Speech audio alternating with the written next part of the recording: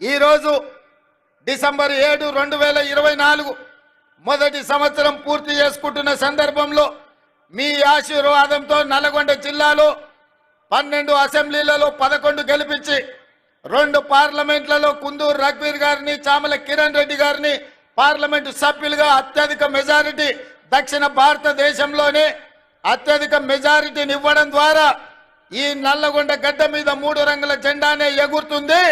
మీ భుజాలు కాయలు కాసేలా ఈ జెండాను మోస్తాం.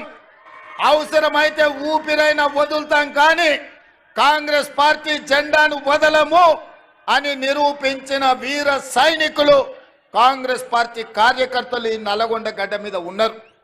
మరి ఇంత మెజారిటీ ఇచ్చి ఈనాడు ఇందిరమ్మ రాజ్యంలో మీరు ప్రభుత్వాన్ని ఏర్పాటు చేసినప్పుడు మా బాధ్యతగా భావించి మొట్టమొదట పెద్దలు ఉత్తమ్ కుమార్ రెడ్డి గారికి సాగునీటి పారుదల శాఖ మంత్రిగా వారికి బాధ్యతలు అప్పచెప్పిన సోనియా గాంధీ, రాహుల్ గాంధీ, మల్లికార్జున్ ఖర్గే గారు ముందు నేను ఒకటే మాట స్పష్టంగా చెప్పిన, నల్గొండ ప్రాంతం చైతన్యం గల ప్రాంతం.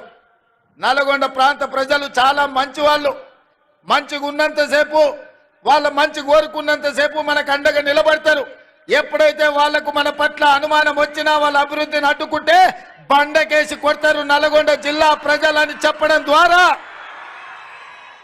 మీ బిడ్డని, మీ నాయకుడిని ఉత్తమ్ కుమార్ రెడ్డి గారిని ఈరోజు సాగునీటి పారుదల శాఖ మంత్రిగా చేసి మీ జిల్లాలో ఉండే పెద్ద ప్రాజెక్టులు కావచ్చు, చిన్న ప్రాజెక్టులు కావచ్చు, కానీ పిల్లాయి కాలువ కావచ్చు, ధర్మారెడ్డి కాలువ కావచ్చు, భువనగిరి ప్రాంతంలో మా కుంభమణిలు అడిగే ప్రాజెక్టులు కావచ్చు, ఈ రోజు మునుగోడు దేవరకొండ ప్రాంతానికి నీళ్లు ఇవ్వడం విషయంలో కావచ్చు, ఏది ఏమైనా నగరేకల్ ఏ ప్రాంతమైనా తుంగతుర్తైనా ఖచ్చితంగా మీ ప్రాజెక్టులు పూర్తి చేయడానికి అవసరమైన నిధులు ఎన్ని కావాలన్నా, ఎన్ని వేల కోట్ల రూపాయలైనా అడగవలసిన అవసరం లేదు. మీరు బాజాప్తా తీసుకోండి అని మా ఆర్థిక మంత్రి, ఉప ముఖ్యమంత్రి వర్యులు బట్టి విక్రమార్క గారు ఈరోజు అనుమతి ఇచ్చిండ్రు.